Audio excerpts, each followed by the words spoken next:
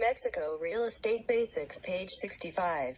Unit 5 Other Matters Affecting Real Estate Transactions Truth in Lending Australian Capital Territory Regulations Z. Related to seller financing 65 Unsing Column 200 How the new loan originator definition under TILA impacts seller financing. The Dodd-Frank Wall Street Reform and Consumer Protection Act was signed into law on July 21, 2010. The act amended TILA by adding provisions that define and govern loan originators. The term loan originator is defined as a person who, for in expectation of direct or indirect compensation or other monetary gain, performs any of the following activities related to a residential mortgage loan: takes an application, offers, arranges or assists a consumer in obtaining or applying to obtain, negotiates or otherwise obtains or makes an extension of consumer credit for another person, or through advertising or other means of communication represents to the public that such person can or will perform any of these activities.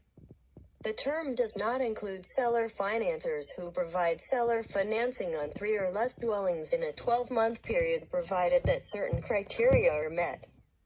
CFPB. A seller financer is defined as a person who extends credit through her own resources. The set of criteria that applies depends on the number of dwellings for which the seller is providing seller financing in a 12-month period.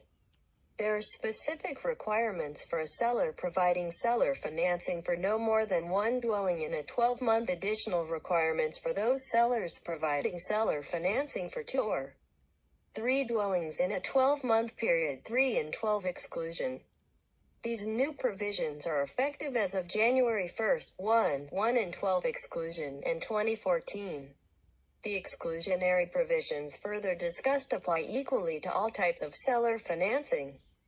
1. Real estate contracts in which equitable title is transferred at the time of sale and legal title is transferred at some future date when the buyer has satisfied all conditions of the real estate contract.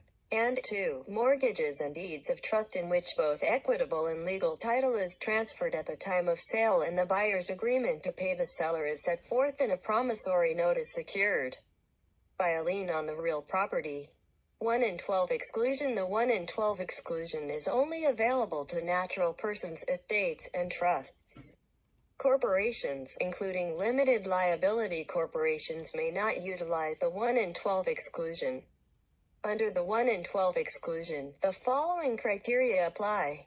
1. The person providing the seller financing must not have constructed or acted as a contractor for the construction of the dwelling in the ordinary course of business of the person. 2. The payment schedule must not result in negative amortization. However, balloon payments, as defined later, are permitted under the 1 and 12 exclusion. And 3. The interest rate may be a fixed or adjustable rate, but if the rate adjusts, it must not adjust any sooner than 5 years. Must be determined by the addition of a margin to an index that is widely available, such as indices for U.S. Treasury securities or the London Interbank Offered Rate (LIBOR), and must be subject to reasonable adjustment limitations.